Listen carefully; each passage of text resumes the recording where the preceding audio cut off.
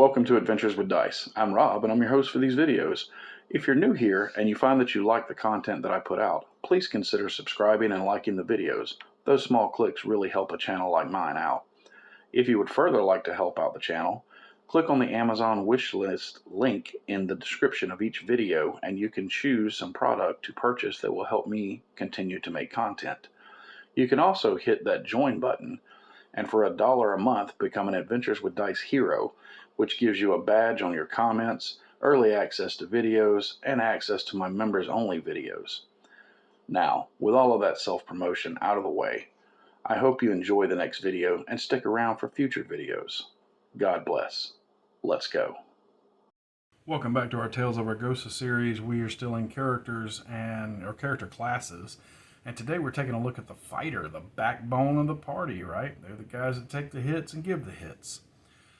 So our last video was the cultist, and they had a little more complexity to them.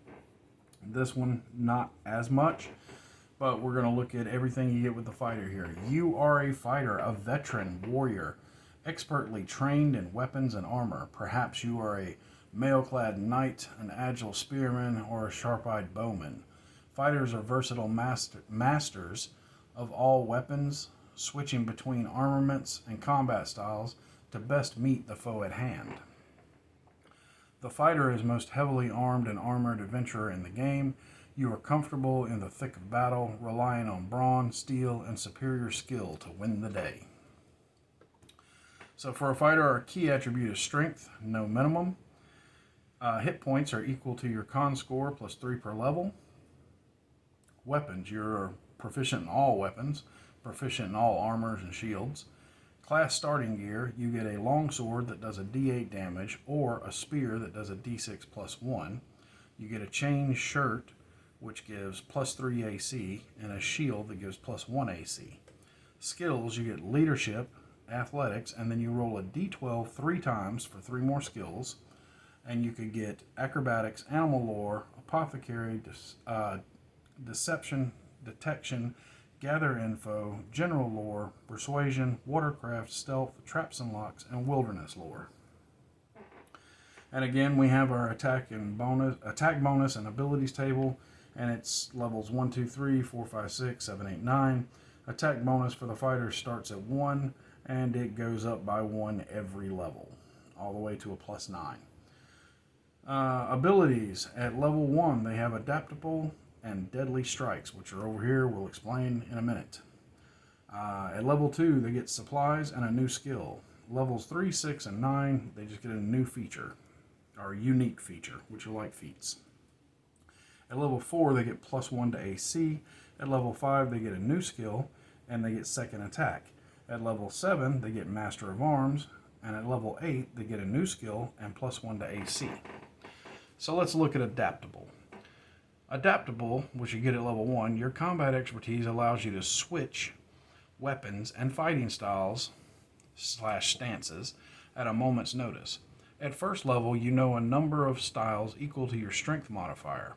Roll a d12 on the below list to determine which ones you know. With each new level, you learn one additional style of your choosing. You begin an adventure with 1 use of this ability per level. Unless noted otherwise, you may expend a use of this ability as part of your normal action, choosing 1 stance to apply. You may regain expended uses by taking short or long rest. Now here's where it gets interesting, right? At first level, choose one of your styles to be your default style. You gain the benefits of your default style at all times, except when you switch to another using the adaptable ability. You may change your default style when you level up if you wish. When you expend a use of adaptable, choose one of your styles and apply its benefits until the end of the combat. Stance benefits do not stack with each other, and only the current stance applies. If swapping armaments, you stow any ready gear as part of your action. You may revert to your default style at any time during your turn, no action, and this does not expend a use of adaptable. So, for example, it says Crunkor has two-hander default style, and also knows Protector and Ranged. He automatically begins a battle with two-hander, advantage on damage rolls and his great axe. But partway through, he expends one use of Adaptable to switch to Protector, gaining shield and rescue benefits instead of advantage on damage rolls. A few rounds later, Crunkor reverts back to two-handed style, no action and no use of Adaptable to finish off the enemy. And then you have 12 different styles. I'm not going to read them all. Grab a copy of the book and check it out. But you have Charger, Dual Weapons, Long Reach, Opportunist, Protector, Ranged, Single Weapon, Two-hander, Unarmed, Brutal, Rear Guard, and Expert Guard. Then you also have Deadly Strikes. Your battle training helps you land crippling blows. When using a weapon, your crit range expands 19 to 20, and a natural 19 effect also occurs on a crit. Normally, they don't. Normally, it's only on a 19, but for you, it's a 19 or a 20. At supplies, at second level, you naturally anticipate and prepare for dangers and obstacles that lie ahead. At any time during the adventure, you may automatically add 1d4 mundane items to your equipment list. The items must have a common theme. For example, you might gain additional coils of rope, grappling hook, and climbing boots, a cache of fire pots, and so on. Particularly expensive or bulky items may not be permitted by the GM's discretion. After using this ability, you may not use it again until you resupply at a village, town, or city. The GM might impose additional limits.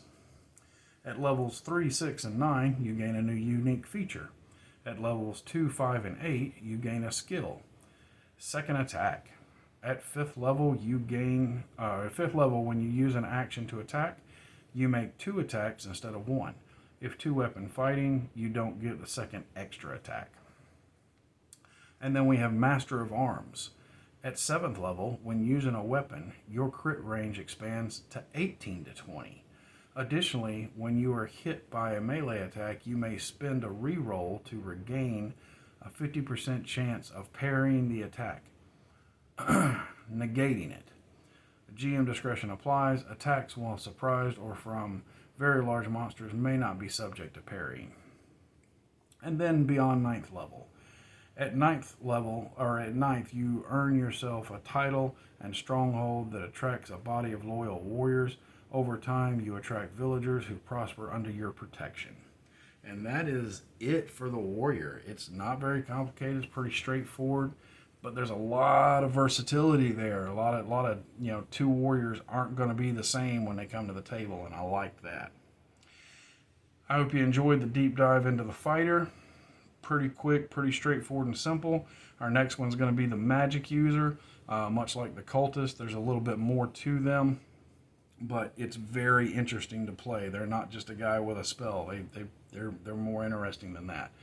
So, if you enjoyed, do the like and the subscribe thing. And until next time, my friends, good gaming and good luck.